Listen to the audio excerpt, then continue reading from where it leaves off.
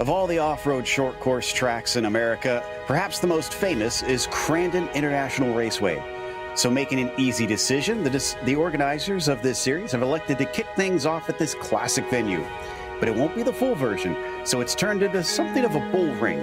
Let's see if the drivers will have to get their elbows out as we get ready to watch round one of the 2022 iRacing Regional Short Course Series live on FDF.GG.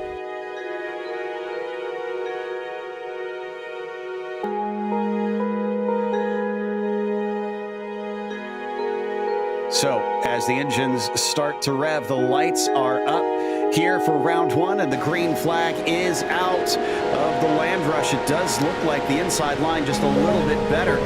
One of those white trucks in the middle is quite quick. A little bit of a catch in the back as some drivers made some contact with one another. That looks like Bonacci involved in that one.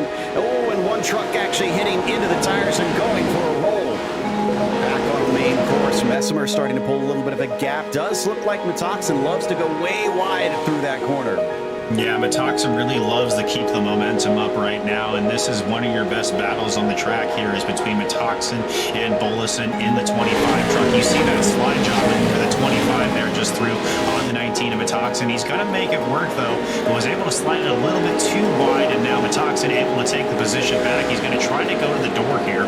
So Burk, who is still the one trying to take that lead away, has temporarily been in the lead this time. He uses a slide job and nudges Kramer out.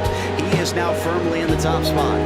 Yeah, that was perfectly executed, and you'll see a little bit of that here, especially in iRacing short course racing here. Doors are usually pretty acceptable, Joe. You can't just go out there and straight hook a guy in the right rear and spin him out, but if you let a driver get to your door and they push you out of the way, that's more your fault than theirs usually. And now Kerr just launches up ahead, but he's going to be incredibly shallow into the corner. He still retains the lead.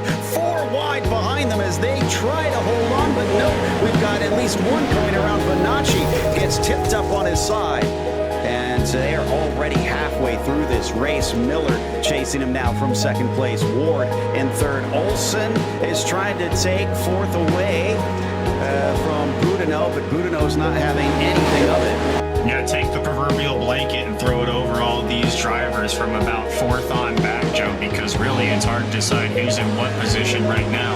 A little bit of contact in the front of this pack between the two runners up there, but right now it's James Burk in the 7 truck who's kind of checking away from the rest of the field. Did you see Boudinot in that white truck, though? As they were battling, he snuck through and got a 2-for-1 past the start-finish line.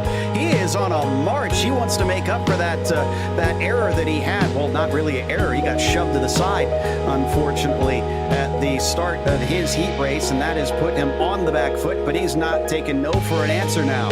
And the mandatory caution is out. Mandatory caution is out, so they slow to a crawl now. They've got 2 cars that are laps down. So again, they're not going to be going here where they will finish the race. They're waiting for the call, the signal from the tower after this corner, after this left-hander. Watch for the first banner overhead. That is where they will be likely giving it. Waiting patiently. And there is the call. Green flag is out. It's a pretty decent jump for Burke, but he doesn't leave Austin behind. He's still there. In fact, just tips the wall.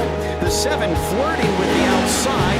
Thankfully keeps it from slowing him down, but man, he pulled that as tight as possible. Boudinot, who got into him.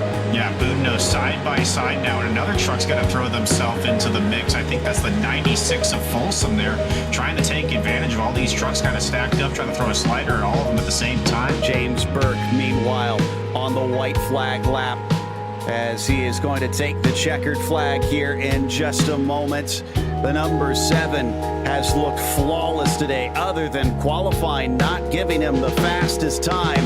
This man has been untouchable. Victory for James Burke in round 1.